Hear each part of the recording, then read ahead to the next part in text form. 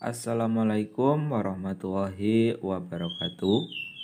Kacermania, kecamania, dimanapun Anda berada, kita berjumpa kembali tentunya di channel YouTube ini. Buat teman-teman yang sudah subscribe, saya ucapkan terima kasih banyak. Buat teman-teman yang baru mampir-mampir di channel YouTube ini, alangkah baiknya teman-teman cek-cek video-video sebelumnya. Siapa tahu ada video-video yang cocok buat settingan burung teman-teman ya. Oke teman-teman, kali ini kita akan membahas tentang pertanyaan Mas Fahmi Mardian.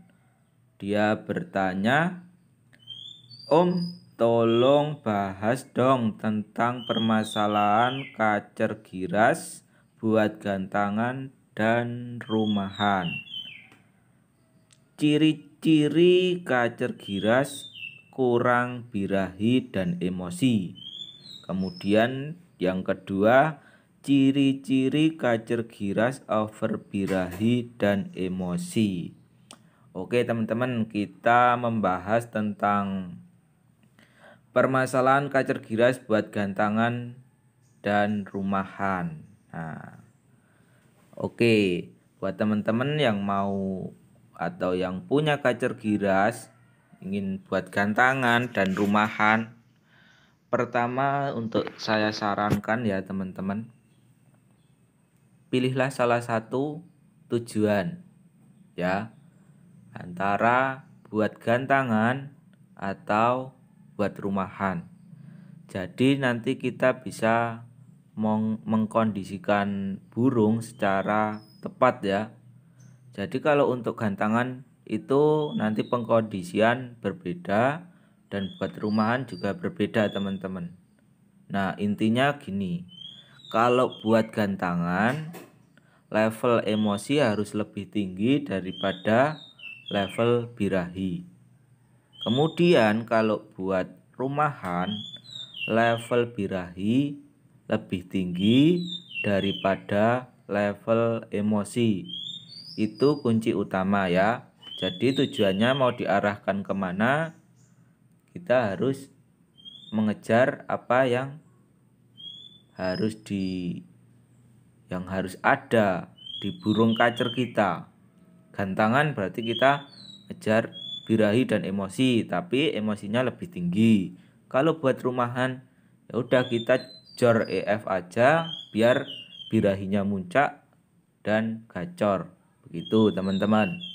Nah, caranya gimana kalau buat gantangan? Nah, kalau buat gantangan untuk kacer giras semua harus menggunakan pola. Jadi pola rawatan harus kita gunakan.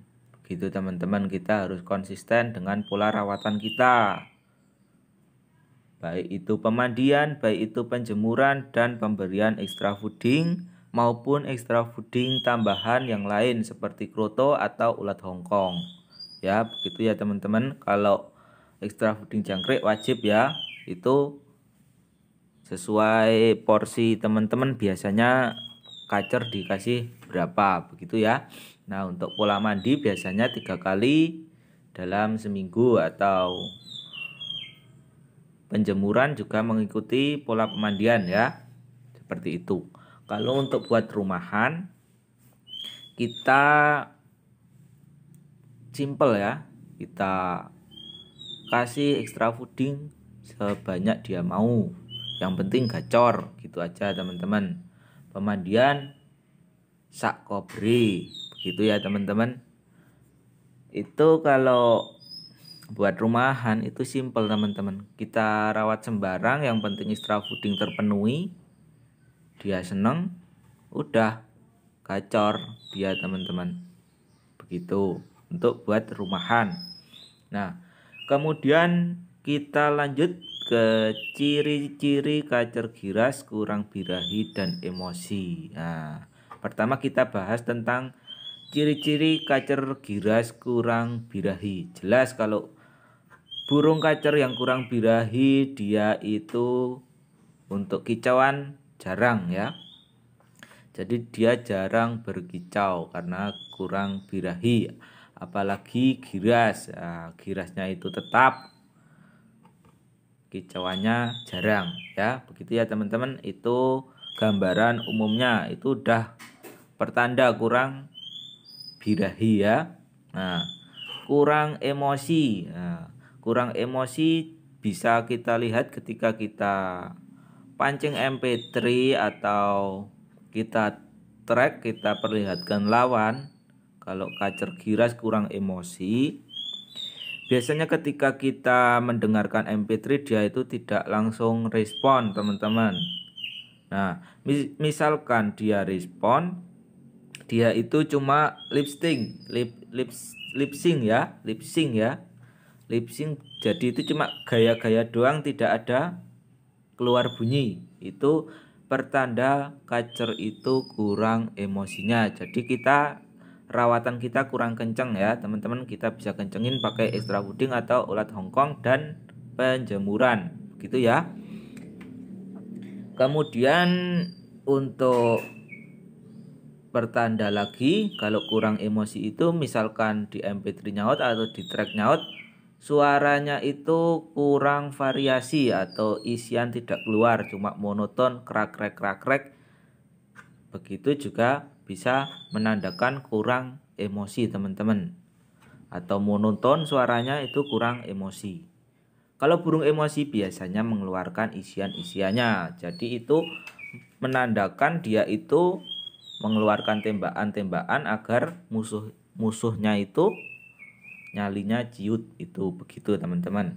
Nah, kemudian kita lanjut ke ciri-ciri kacer giras, over birahi dan emosi. Nah, untuk ciri-ciri kacer giras, over birahi atau over emosi. Nah, di sini harus hati-hati ya teman-teman, karena over emosi dan over birahi itu terkadang hampir-hampir sama. Jadi ini yang biasa membingungkan para kacer mania.